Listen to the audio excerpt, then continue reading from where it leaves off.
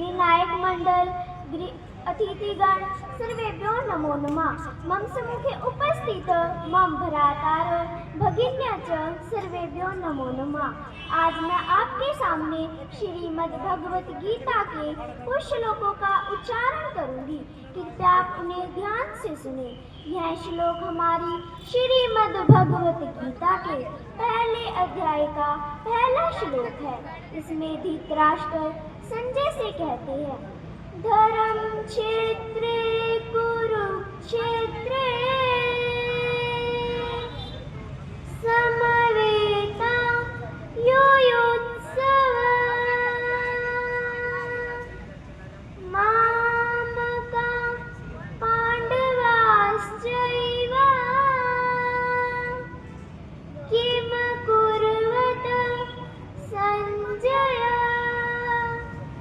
किम कुर्वत संजय।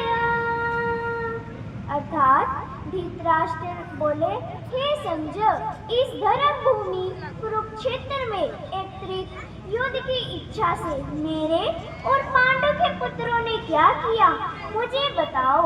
द्वितीय श्लोक। यह श्लोक हमारी श्रीमद् भगवत गीता के दूसरे अध्याय का 47वां श्लोक है। इसमें भगवान श्री कृष्ण अर्जुन से कहते हैं, कर्मण्येवाधिकारस्ते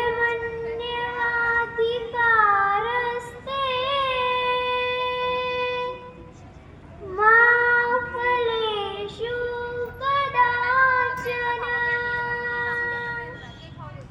मा कर्मफल हेतुर्भूः मा ते संगोऽस्त्व कर्मणि।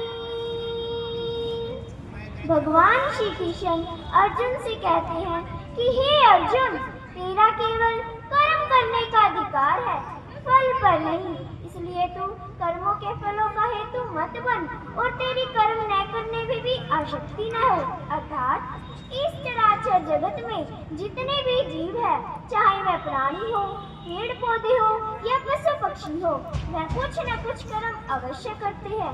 किसी भी समय क्षण मात्र में मनुष्य कर्म के बिना नहीं रह सकता। जैसे खाना पीना, उठना बैठना सोना, ये सब कर्म के अंतर्गत में आता है। जैसे एक बच्चा विद्यालय में शिक्षा ग्रहण करने के लिए आता है, लेकिन उसका पढ़ने का मन बिल्कुल भी नहीं होता। वो अन्य की राय करेगा या कक्षा में बातें करेगा। आज हमारे दुखों का कारण हमारी एकलमनता है।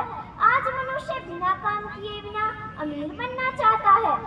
भगवान ने 84 लाख योनियां बनाई है, जिसमें से सर्वश्रेष्ठ योनि मानव बनाई है, क्योंकि मानव के पास बुद्धि है बुद्धि।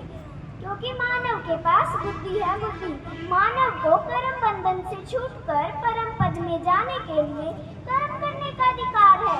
इसलिए मानव को कर्म करना चाहिए, फल पर नहीं जाना चाहिए। फल तो ईश्वर के हाथ में है। मेरा तृतीय श्लोक।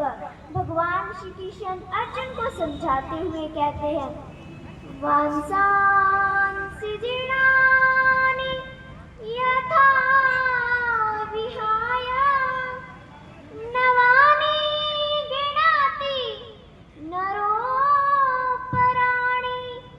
तथा शरीराणि विहाय जीर्णानि अनन्यानि सयाति नवानि देहि अनन्यानि सयाति नवानि देहि। अर्थात भगवान श्री कृष्ण अर्जुन को समझाते हुए कहते हैं कि हे अर्जुन, जैसे मनुष्य पुराने वस्त्र को धारण नहीं करता है और नए वस्त्र धारण करता है, उसी प्रकार हमारी आत्मा पुराने शरीर को छोड़कर दूसरे नए शरीर को धारण करती है। अर्थात भगवान श्री कृष्ण अर्जुन के अपने भाइयों, गुरुजनों व वरिष्ठ जनों के प्रति मोह को हुए दूर करने के लिए कहते हैं कि हे अर्जुन, तू सिर्फ युद्ध कर, युद्ध में तेरी आसक्ति न हो। भगवान श्री कृष्ण अर्जुन को कहते हैं कि जैसे मनुष्य के वस्त्र पुराने फटे हो जाते हैं, और वह दूसरे नए वस्त्रों को धारण करके उसी अनुभव करता है।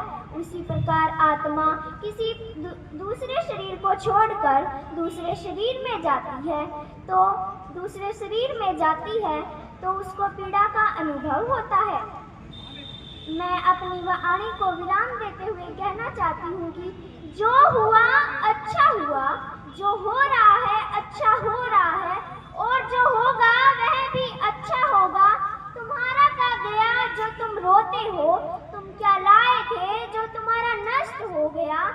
जो तुमने जो लिया वो यहीं से लिया, तुमने जो दिया वो यहीं से दिया।